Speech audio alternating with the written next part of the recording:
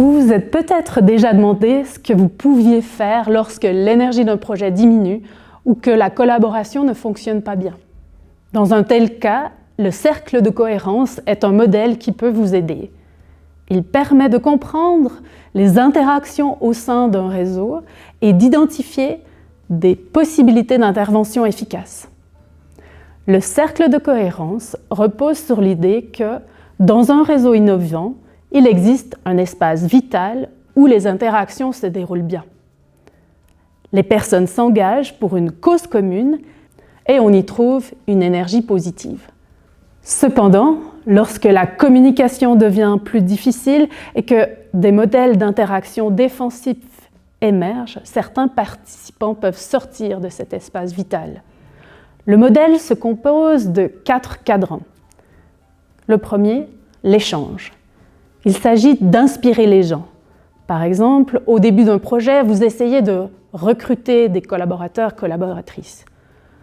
Ceux-ci se demandent peut-être: le projet est-il intéressant pour moi? Puis-je apporter quelque chose? Et mon engagement en vaut-il la peine? Si ces questions reçoivent une réponse positive, ils seront prêts à s'investir. Le défi. Ce cadran concerne le défi qui stimule le développement collectif.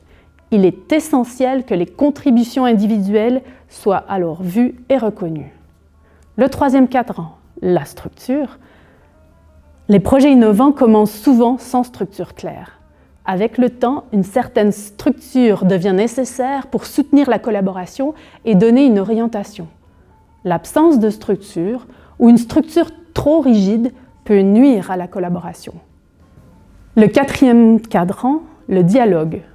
Ce dernier cadran est dédié à l'apprentissage et la croissance commune.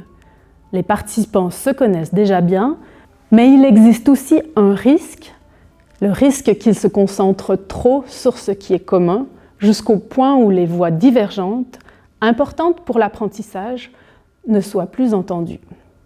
Le cercle de cohérence vous aide à comprendre les modèles d'interaction dans un réseau et à identifier les besoins cachés derrière les comportements défensifs. Par exemple, si une personne s'implique de moins en moins, elle ne voit peut-être pas suffisamment d'intérêt pour elle dans ce projet. Si quelqu'un devient de plus en plus combatif et que le conflit augmente, cela pourrait cacher un besoin de reconnaissance. Si les personnes commencent à se plaindre les unes des autres, cela pourrait être dû à un manque de structure claire, entraînant un sentiment d'insécurité. Si les voix critiques ne sont plus entendues, il peut être nécessaire de secouer le groupe pour permettre aux différences et aux vérités divergentes d'être exprimées. Le cercle de cohérence est un instrument précieux pour comprendre les interactions d'un réseau. Lorsque les participants sont dans l'espace vital, ils s'engagent pour la cause commune. Si les schémas deviennent défensifs et que l'énergie diminue, le cercle de cohérence vous aide à identifier les besoins sous-jacents et les possibilités d'action pour ramener les personnes dans l'espace vital.